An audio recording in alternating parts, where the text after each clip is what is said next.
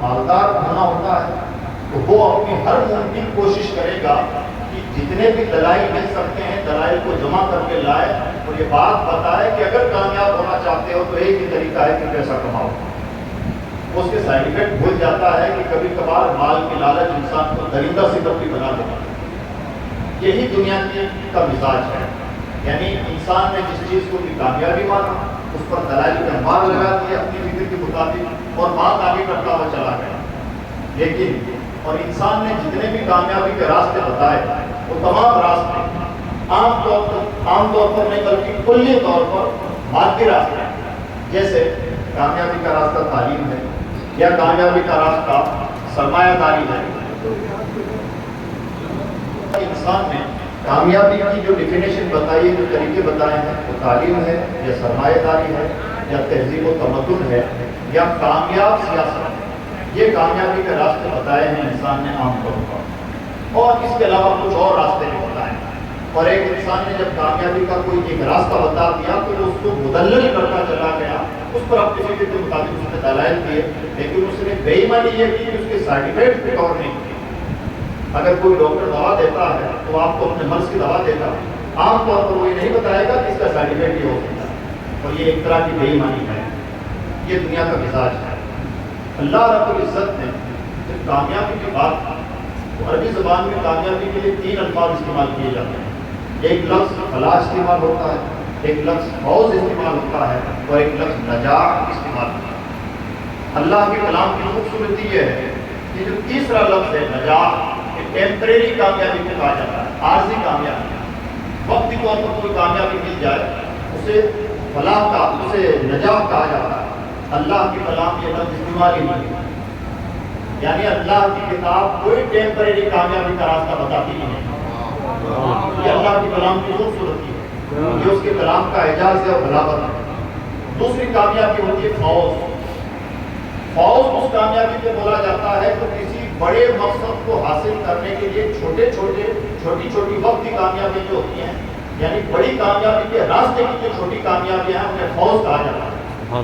جیسے مان لیجیے ایک بندہ عالم دین بننا چاہتا ہے تو عالم دین بننے کا مطلب اگر یہ مان لیا جائے کہ ثامنہ کلاس اسے پڑھنا ہے فضیلت کا کورس مکمل کرنا ہے اور رابعہ کلاس بھی میں کامیابی سے حاصل کرنا ہے پھر خامسہ میں پھر سادسہ میں یعنی ہر کلاس میں کامیابی حاصل کرنا ہے تو ہر کلاس رابعہ سے لے کر اولیٰ سے اعدادیہ سے لے کر کے ثامنہ تک یہ جو ہر کلاس کی کامیابی ہے یہ فوز کہلاتی ہے. اور اس کا مقصد تھا عالم دین بننا فضیلت کا کورس مکمل کرنا ثامنہ کلاس پڑھ لینا. تو جو ثامنہ کی کامیابی ہے اسے کہا جاتا ہے فلاح. یعنی بڑی کامیابی کے راستے کی جو چھوٹی کامیابیاں ہوتی ہیں انہیں فوز کہا جاتا ہے. قرآن میں لفظ استعمال ہوا ہے لیکن کچھ مقامات پر استعمال ہوا ہے اور یہ لفظ خاص طور پر استعمال ہوا ہے عبادتوں کے. جیسے جس نے اللہ اور رسول کی اطاعت کی فقط فاز فوزا عظیما اس نے بڑی کامیابی حاصل کر لی. اس بات سے لے کر کے اہم الفرائض نماز ادا کرنے تک یہ بڑی کامیابی ہے. قرآن پاک نے اس کی تعریف کی ہے اس کو سراہا ہے موٹیویٹ کیا ہے بڑھاوا دیا ہے.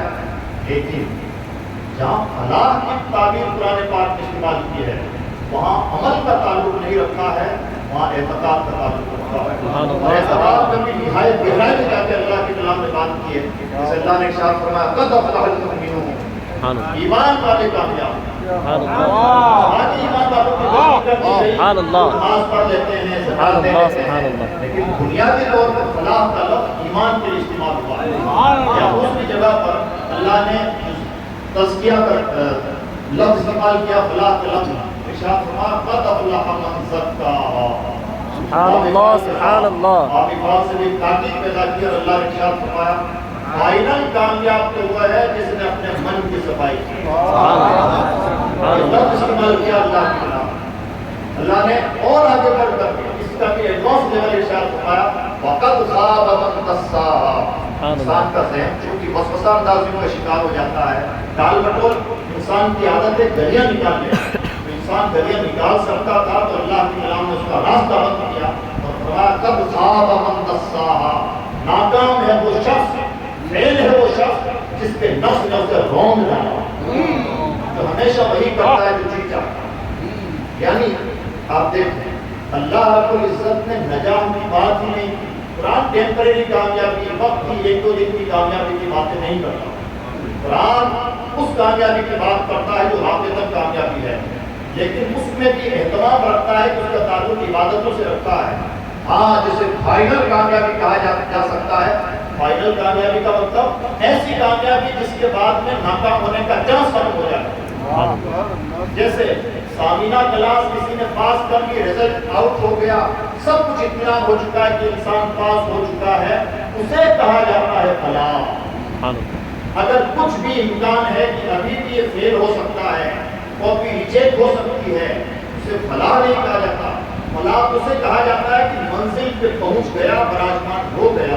اللہ رب العزت نے ایک اور استعمال فرمایا، ایک اور ارشاد فرمایا، قد افلح من تزکا قد افلح من تزکا وذکر اسم ربہ فصلی. کامیاب ہے وہ شخص جس نے اپنے من کی صفائی کی ہے. اور کمال یہ ہے سلسلہ نقشبندیہ میں نفس کی صفائی کا طریقہ ہمارے مشائخ کرام ذکر سے کرتے ہیں. اللہ نے بھی ارشاد فرمایا، قد افلح من تزکا وذکر اسم ربہ. کامیاب ہے وہ شخص جس نے اپنے من کی صفائی کر لی اور اس نے اپنے رب کا ذکر کیا. یعنی یہ کامیابی کا جو طریق ہے یہ ذکر الہی ہے. ہاں ذکر الہی کا جو افضل ترین طریق ہے وہ ہے فصل کا، اپنے رب کی نماز ادا کرنا. لیکن ساتھ کے ساتھ قرآن کا کمال یہ ہے کہ انسان کے لیے جو دائیں بائیں کی گمراہی کے راستے ہوتے ہیں، قرآن پاک ان کو بھی کور کرتے ہوئے چلتا ہے. یعنی دنیا جہاں پردہ ڈالتی ہے، سائڈ افیکٹ نہیں بتاتی، کمزوریوں پہ روشنی نہیں ڈالتی، قرآن پاک کو کمزوریوں پر بھی روشنی ڈالتا ہے. اور ارشاد فرماتا ہے بل تؤثرون الحیات الدنیا. لیکن اے انسانوں تمہارا پرابلم یہ ہے کہ تم دنیا کی زندگی کو افضل سمجھتے ہو. والآخرۃ خیر وابقیٰ. جبکہ ازلی ابدی سچائی یہ ہے کہ آخرت ہی بہتر ہے اور آخرت ہی باقی رہنے والی ہے. جو بہتر بھی ہو، باقی رہنے والی ہو، وہی کامیابی کا فائنل راستہ ہے. اور کمال یہ ہے کہ اللہ رب العزت نے اپنے حبیب صلی اللہ علیہ وسلم کو دنیا میں بھیجنے کے 4 مقاصد بیان فرمائے. وہ 4 مقاصد کیا ہیں؟ یتلو علیہم آیاتہ. اللہ کے نبی اس لیے تشریف لاتا ہے تاکہ اللہ کی کتاب کی آیتیں پڑھ کے اللہ کے بندوں کو سنا سکے. اور دوسرا مقصد نبی کا ہوتا ہے وَيُزَكِّيهِمْ. نبی اس لیے تشریف لاتا ہے تاکہ دلوں کا میل کچیل نکال کر کے دلوں کا تزکیہ کیا. یعنی یہ مقاصد نبوت میں سے ہے کہ انسانوں کا تزکیہ کیا جائے. عزیز دوستو، یہ اہم ترین چیز ہے جسے اللہ کی کتاب نے بھی بہت خاص پیمانے پر پیش کیا ہے. اللہ رب العزت نے سورہ بقرہ کی ابتدا میں ارشاد فرمایا ھدی للمتقین. اللہ کی کتاب سے سب کو ہدایت نہیں ملتی، انہیں کو ہدایت ملتی ہے جن کے دلوں میں اللہ کا ڈر ہے. ورنہ یضل بہ کثیرا ویہدی بہ کثیرا.